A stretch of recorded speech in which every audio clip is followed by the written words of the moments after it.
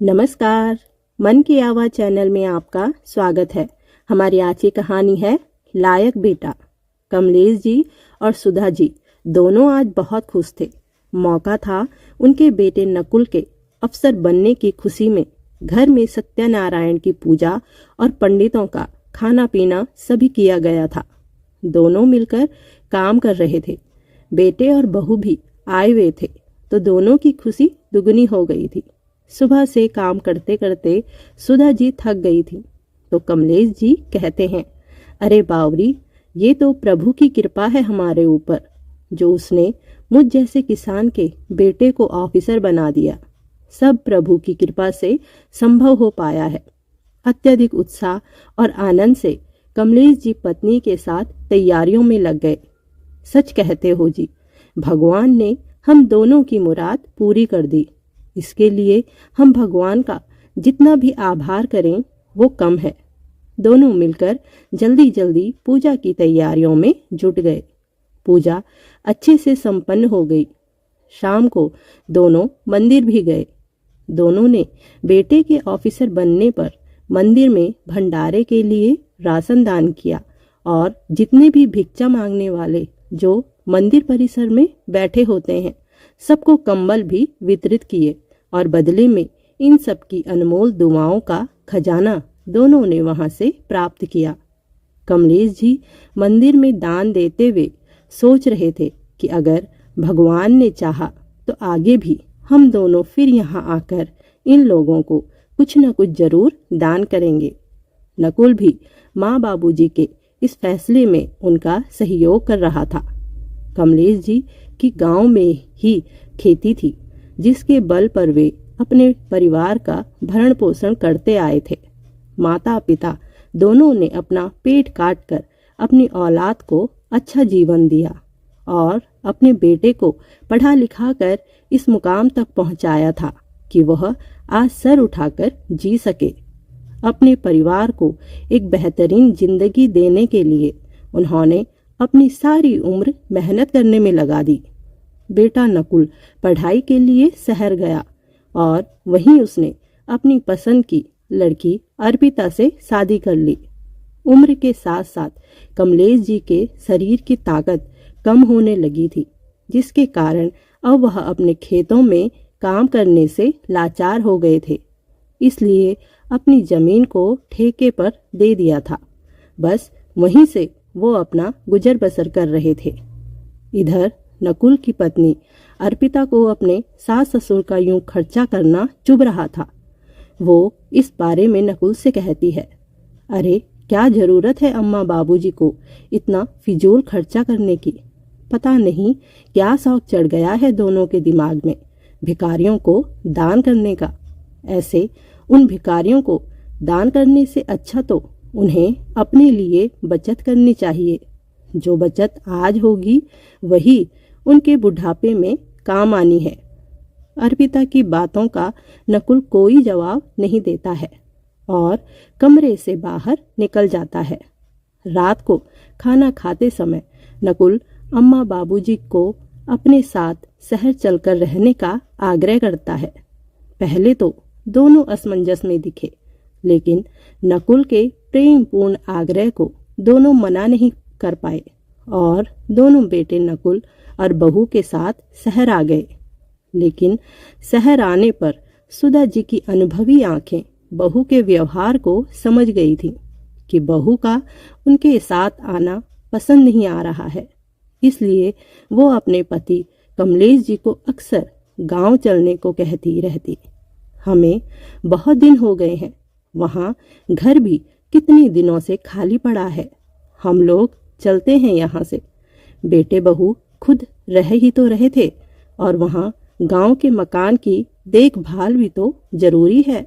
लेकिन कमलेश जी पोता और पोती के साथ खुश रहते। जब भी सुधा जी गांव चलने को कहती तो कमलेश जी ये बोलकर उन्हें चुप करवा देते कि अरे सुधा, कैसी बातें करती हो, ये भी तो हमारा अपना घर है, ये कोई पराये थोड़ी ना है, हमारा पूरा हक है यहाँ रहने का। अरे अपने बेटे का घर है ये, तुम क्यों बार बार गांव चलने की जिद करती हो। आराम से रहो ना यहाँ पे। क्यों बेटा? तो नकुल भी साथ में बोलता है, हाँ माँ, इतने सालों से तो आप लोग गांव में ही थे, अब यहीं हम सब साथ मिलकर रहेंगे। अब आप गांव को भूल जाइए, अब यहीं आराम से रहिए। बेटे और पति की खुशी की खातिर सुधा जी चुप रह जाती। नकुल को भी माँ के हाथ का खाना बहुत पसंद था, जिसको सुधा जी बड़े चाव से बेटे के लिए बनाया करती थी। लेकिन बहू की चुप्पी उनको हमेशा ही खलती रहती। बहू की चुप्पी की तरफ केवल सुधा जी का ध्यान जाता। कमलेश जी बेफिक्री की दुनिया में जी रहे थे। अर्पिता न कभी अपनी सास से कोई बात करती और न ही कभी उन्हें कोई बात बताती। धीरे धीरे वो रसोई के कामों से ये कहकर जी चुराने लगी कि माँ, आपके हाथों का खाना इनको बहुत पसंद आता है, आप ही बनाइए, मैं तब तक बच्चों को होमवर्क करवा देती हूँ। सुधा जी भी चुपचाप सारे काम कर लेती और थक हार कर जब कमरे में पहुँचती तो देखती कि बच्चों को होमवर्क तो कमलेश जी करवा रहे होते हैं। सब चीज़ों को अनदेखा कर सुधा जी से जितना हो पाता वो कर लेती, लेकिन बहू का व्यवहार से वह विचलित सी हो जाती। दोस्तों, कहते हैं कि किसी की चुप्पी भी बहुत कमाल की होती है। कोई कुछ कहता नहीं, लेकिन सब कुछ जाहिर भी करा देती है। आज सुबह से ही घर में खुशी का माहौल था। दरअसल कमलेश जी और सुधा जी के पोते का जन्मदिन था। सुबह को घर में पूजा और शाम को पार्टी रखी थी। इसमें बेटे और बहू दोनों के कुछ दोस्त आने वाले थे। सुधा जी खुशी खुशी कामों में लगी थी। सभी मेहमान करीब करीब जा चुके थे, बस बहू की कुछ सहेलियां अब घर पर थी। शाम को जब पार्टी खत्म हो जाती है, थोड़ी देर में पोता शौर्य अपने सभी खिलौने लेकर दादा दादी के कमरे में आता है और उनको एक एक करके अपने गिफ्ट दिखाने लगता है। दोनों पोते को खुश देख के खुश हो रहे थे कि तभी सुधा जी के हाथ से एक खिलौना गिरकर टूट जाता है। यह देखकर पोता रोने लगता है और अपने कमरे में चला जाता है। कमलेश जी उस खिलौने को जोड़ते हैं और कमरे में पोते को देने जाते हैं कि तभी बहू की आवाज़ से पैर वहीं पर जम जाते हैं। बस यार, मत पूछ, सारी आज़ादी ही खत्म हो गई है इन लोगों के आने से। मुझे लगा था कि कुछ दिन रहेंगे और चले जाएंगे, लेकिन ये लोग तो यहीं डट गए हैं। जब गांव में थे तब तक फ्री आज़ाद थी मैं, अब तो कुछ करने का मन भी नहीं करता। जितनी पार्टी करनी थी कर ली, अब किटी पार्टी के बारे में सोच भी नहीं सकती मैं। मैंने सोचा था सास से खूब काम करवाऊंगी तो थक हार के जल्दी निकल जाएंगे, लेकिन ये लोग तो यहाँ से जाने का नाम ही नहीं ले रहे हैं। न मैं किटी पार्टी में जा पा रही हूँ, न घर पर करवा पा रही हूँ। ऐसा लगता है जैसे किसी जेल में रह रही हूँ। क्या करूँ तू ही बता, कहीं आना जाना भी नहीं हो पा रहा है। अपने दोस्त के साथ अपना मन हल्का कर रही थी अर्पिता। कमलेश जी से आगे सुना नहीं जाता। उनके सामने सुधा जी की बातें आने लगी कि क्यों वो हमेशा गांव चलने को कहती। कमलेश जी को दुख हो रहा था कि क्यों मैं सुधा का दुख नहीं देख पाया। बहू ने तो अपनी सास को नौकर के अलावा कुछ समझा ही नहीं। कमलेश जी भारी कदमों से अपने कमरे तक पहुंचते हैं। देखते हैं सुधा जी को अपने पाँव में मालिश कर रही होती हैं। सुधा, बहुत थक गई हो ना? यहाँ तुम ठीक कहती हो सुधा, हमें गांव वापस चले जाना चाहिए। मैंने तुम्हारे दुख को, तुम्हारी तकलीफ को कभी समझा ही नहीं, कभी देखा ही नहीं। बहू के रास्ते में हम दोनों कब रोड़ा बन गए पता ही नहीं चला। हम दोनों की उपस्थिति से किसी की आज़ादी छिन रही है, इस ओर तो मेरा ध्यान ही नहीं गया।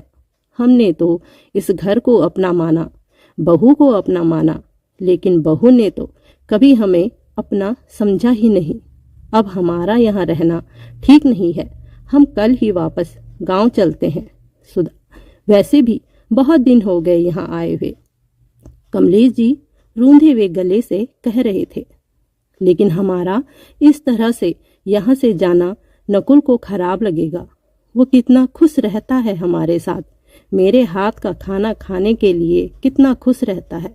हाँ, बहुत थक जाती हूँ, लेकिन बस बेटे के लिए कर रही थी। कहते कहते सुधा जी का गला भर आया।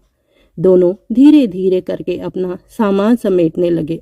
कमरे के बाहर नकुल माँ पिताजी की बातें सुनकर हक्का बक्का रह गया। वो जल्दी से अंदर जाता है और माँ बाबूजी से कहता है, नहीं माँ, आप दोनों कहीं नहीं जाएंगे। अगर इस घर में आप लोगों के रहने से किसी को दिक्कत है तो वो इस घर से जाएगा। माँ बाबूजी, इस घर पर और मुझ पर पहला हक आपका है। आप दोनों ने मुझे पढ़ाया लिखाया, मुझे इस काबिल बनाया कि मैं अच्छे पद पर नौकरी कर सकूं। आपने मुझे जन्म दिया है माँ। अगर आप दोनों नहीं तो मेरा कोई अस्तित्व नहीं। आप दोनों यहाँ से कहीं नहीं जाएंगे। नकुल की आंखों के कोर गीले हो गए। इस बीच अर्पिता भी कमरे में आ जाती है और नकुल को इस तरह गिड़गिड़ाता हुआ देख आश्चर्यचकित हो जाती है। बेटा, बच्चे को पढ़ाना लिखाना हर माँ बाप का फर्ज होता है।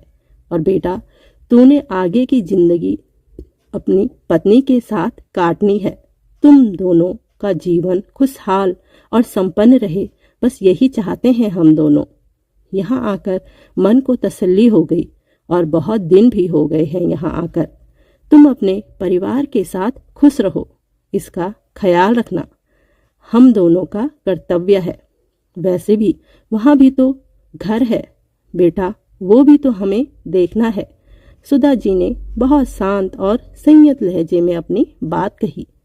माँ, आप दोनों ने तो अपने फर्ज कर्तव्य सब निभा लिए, लेकिन मुझे भी तो अपने फर्ज निभा लेने दीजिए। माँ बाबूजी की प्रश्नवाचक निगाहों को देखकर नकुल फिर बोल उठा। हाँ माँ, जैसे बाप का फर्ज अपने बच्चों को पढ़ाना लिखाना उनका भरण पोषण करना होता है, उसी प्रकार बच्चों का भी फर्ज होता है बुढ़ापे में अपने माँ बाप का ख्याल रखें। आज तक मैं आप दोनों की बात हमेशा मानी है। प्लीज माँ, रुक जाइए। मैं ये नहीं कह रहा हूँ कि गांव वाले घर की देखभाल जरूरी नहीं है, लेकिन क्या आप लोगों का ही घर है, वह मेरा भी तो है। इसलिए आप दोनों के साथ मैं भी चलूँगा। मैं भी वहाँ का रख रखाव करूँगा।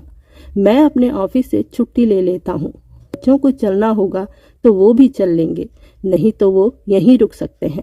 हम सब साथ गांव चलेंगे और वहाँ साफ सफाई और रख रखाव करके हम सभी वापस आ जाएंगे। नकुल ने दृढ़ता से कहा और बाहर चला गया। अर्पिता को अपनी गलती का एहसास हो रहा था। कमलेश जी और सुधा जी दोनों अपने बेटे पर गर्व हो रहा था।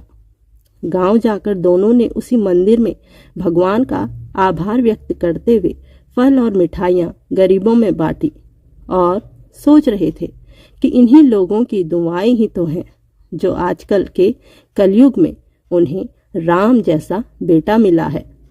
धन्यवाद दोस्तों। कहानी पसंद आई हो तो कमेंट, लाइक, चैनल को सब्सक्राइब जरूर करिएगा। धन्यवाद दोस्तों।